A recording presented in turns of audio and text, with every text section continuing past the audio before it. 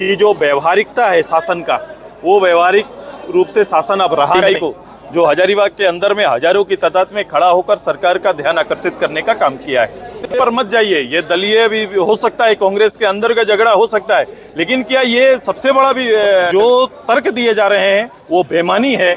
और इस राज्य में बिना किसी शासन के छत्रछाया में लोग अपना जीवन गुजार रहे हैं। डेवलपमेंट इंडेक्स का कोई भी क्षेत्र में आप बात कर लीजिए, वहाँ सरकार को कहीं आप नहीं पाएंगे।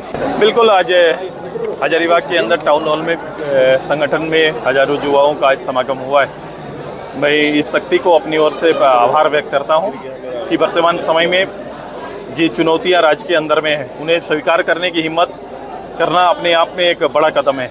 तो इस युवाओं ने इसको स्वीकार किया है और इस चुनौती को लेकर आगे हम सभी लोग बढ़ने की तैयारी है। पहले एक सशक्त वैचारिक मिलाप, मैंने जैसे कहा, वो तैयारी हमारी है कि वैचारिक रूप से इस राज्य को खड़ा करना है तो नौजवानों को वैचारिक रूप से तैयार करना पड़ेगा। उसी सशक्तिकरण के लिए हमारा ये कार्यक्रम चल रहा है।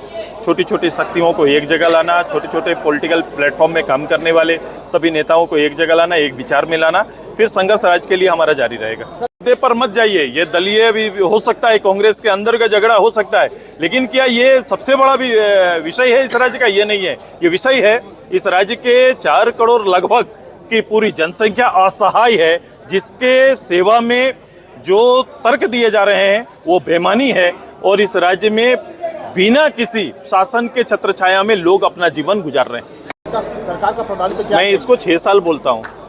ये कंटिन्यू जो गवर्नमेंट काम कर रही है उसका 6 साल हो गया। 6 साल पर मैं ही कुछ कहूँ, इससे ज़्यादा आप मूल्यांकन करिए।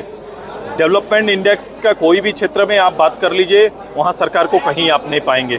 लेकिन वैचारिक रूप से इस राज्य के प्रति मेरी जो चिंता है वो ये है कि जो व्यवहारिकता है शासन का, वो व्यवहारिक रूप से शासन अब रहा नहीं, जो सबसे ज़्यादा आने वाले समय में हमारा पूरी व्यवस्था को जो कमज़ोर कर रहा है। कि जवाबदेह शासन का जो एक व्यवस्था था राज्य के अंदर में, एक कर्मचारी जवाबदेह होते थे जनता के प्रति, एक मुखिया के सचिव के रूप में काम करने वाले जो पंचायत सेवक होते थे वो एक जवाबदेह होते थे, बीडीओ जवाबदेह होते थे, डीसी जवाबदेह होते थे।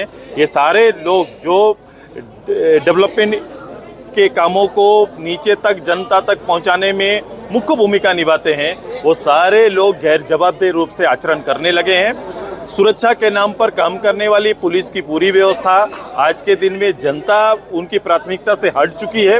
ये भयावह स्थिति है और ये राज्य को अराजकता के एक घनघोर अंधेरे की ओर ले जाने की तैयारी चल रही है इस वर्तमान लीडरशिप का।